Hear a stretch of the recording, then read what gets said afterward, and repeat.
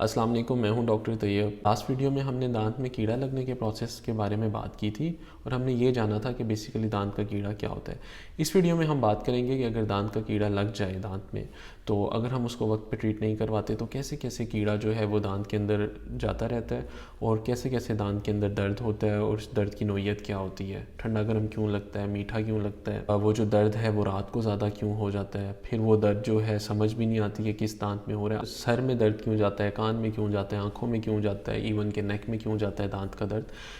इन सब बातों के बारे में आज मैं आपको बताऊंगा। सबसे पहले हम क्विकली ओवरव्यू कर लेते हैं कि दांत का स्ट्रक्चर क्या होता है। दांत की सबसे ऊपर या अपर मोस्ट लेयर होती है, उसको हम इनेमल बोलते हैं। ये 1 to 2 मिलीमीटर थिक होती है।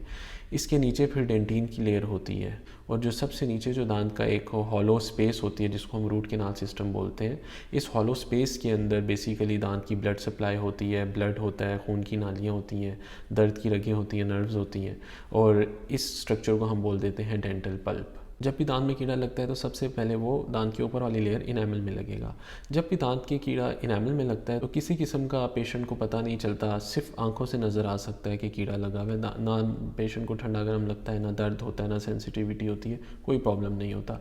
यहाँ पे डेंटल चेकअप की अहमियत आ जाती है। अगर आप रेगुलर डेंटल चेकअप करवाते हैं तो आपका डेंटिस्ट उस दांत को देख के कि कीड़ा लगा हुआ है, उस कीड़े को वहीं पर रोक देंगे और फिलिंग कर देंगे उस दांत की, उस कीड़े को ड्रिल करके दांत की फिलिंग कर देंगे। अब जब कैरियस प्रोसेस या जो कीड़ा है वो इनेमल को क्रॉस करके डेंटिन में एंटर हो जाता है, जो इनेमल से नीचे वाली लेयर है, इस स्टेज पे फिर पेशेंट को थोड़ा सा ये एहसास होता है कि जब वो ठंडा पानी पीते हैं तो वो एक शॉर्ट सा करंट लगता है उनको दांत में, या जब वो कोई मीठी चीज़ खाते हैं जैसे खजूर हो गया, टी या टॉफ़ी हो गई, या किसी भी किस्म की कोई मीठी चीज़ खाते हैं तो उनको उससे एक शार्प पेन होता है जो कि 1-2 सेकेंड का होता है। इवन कि कुछ लोग ये कहते हैं कि जब हम सांस थोड़ा तेज़ ले लेते हैं, मुंह खोलते हैं, हवा लगती है तो वो भी बहुत शदीद पेन होता है, लेकिन वो 1 से 2 सेकंड में ठीक हो जाता है। तो जब कीड़ा इनेमल को क्रॉस करके भी जस्ट डेंटिन के अंदर आता है और अभी डेंटिन में बहुत ज़्यादा इन नहीं हुआ होता और डेंटिन को उसने थोड़ा सा इफेक्ट कर दिया होता है, उस स्टेज पे फिर ये सिम्टम्स आना शुरू हो जाते हैं। अब ये जो स्टेज है इसमें बेसिकली ये होता है कि जो पल्प है दांत के अंदर, जो नर्व्स पड़ी हुई हैं, वो रिवर्सिबल डैमेज होना शुरू हो जाता है उनका। रिवर्सिबल डैमेज मीन्स कि अगर अभी भी हम उस दांत की फिलिंग करवा लें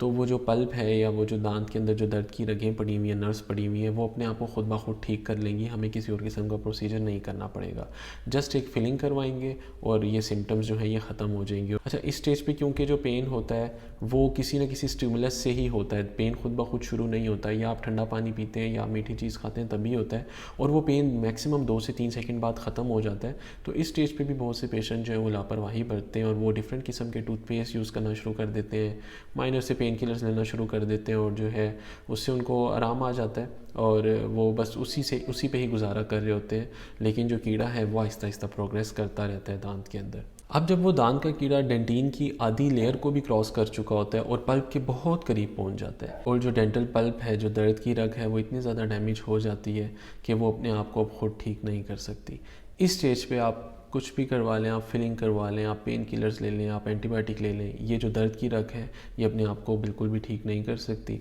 और इस स्टेज पे जो रूट कैनाल ट्रीटमेंट है या आरसीटी है, जिसके अंदर हम इस दर्द की रग को ही डेड कर देते हैं या दांत से निकाल देते हैं, ये प्रोसीजर कराना लाजमी हो जाता है।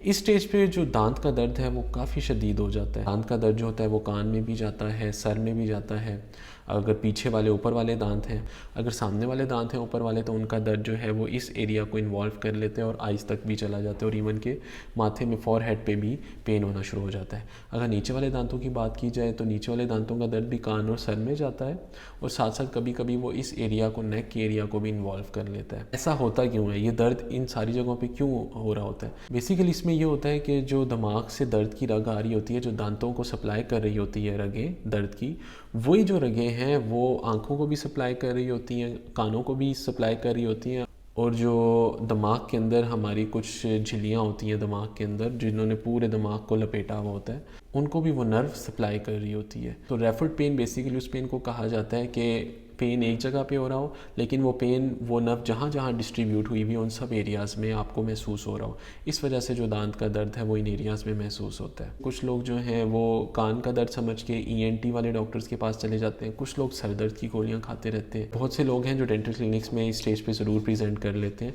लेकिन कुछ लोग स्टिल जो हैं वो पेन किलर्स और इस तरह की चीज़ें ट्राई करके या दर्द के टीके लगवा के गुजारा करने की कोशिश करते हैं, जो कि दांत के लिए एक अच्छी चीज़ नहीं है। और इस स्टेज पे हमें रूट कैनाल इस्तेमाल एज सून एज़ पॉसिबल करवा लेना चाहिए। ये पेन रात में शिद्दत इख्तियार कर लेता है, जैसे ही एक पेशेंट लेटता है उसको ये पेन बहुत ज़्यादा होना शुरू हो जाता है। इसके पीछे वजह यह है कि बेसिकली जो ब्लड है वो दांत के अंदर ज़्यादा आना शुरू हो जाता है, और जब आप लेटते हैं तो खून का बहाव दांत की तरफ और ज़्यादा आना शुरू हो जाता है। और जब खून का बहाव दांत के अंदर बहुत ज़्यादा आना शुरू हो जाता है, क्योंकि ब्लड और दर्द की रग पल्प के अंदर पड़े हुए हैं, तो जब ब्लड ज़्यादा आना शुरू हो जाएगा तो जो दर्द की रग है उसके ऊपर और ज़्यादा प्रेशर और दबाव आना शुरू हो जाएगा। इस वजह से जब आप लेटते हैं खून का बहाव दांत की तरफ और ज़्यादा हो जाता है, तो ये दर्द शिद्दत इख्तियार कर जाता है, जिसकी वजह से पेशेंट पूरी रात बैठ के उस दर्द को बर्दाश्त करते हैं, अगर ये दर्द रात को इस तरह शुरू हो जाए और ये दर्द उनको सोने नहीं देता। अब अगर वो कीड़ा पल्प तक पहुंच जाए और इस पूरी स्टेज पे भी हम ट्रीटमेंट ना करवाएं, तो बेसिकली वो जो कीड़ा है या जो इन्फेक्शन है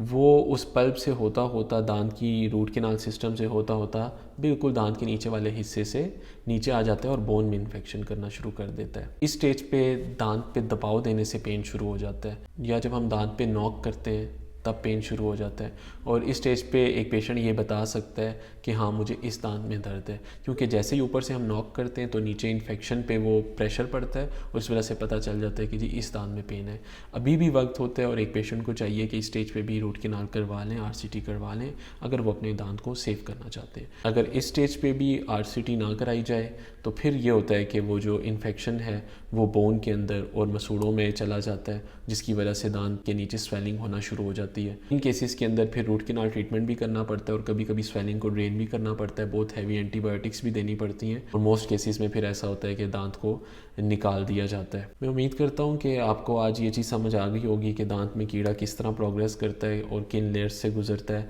और दांत का दर्द कैसे कैसे बदलता है, और फिर ये जो स्वेलिंग होती है ये क्यों होती है। नेक्स्ट वीडियो में हम बात करेंगे कि बेसिकली रूट कैनाल ट्रीटमेंट होता क्या है।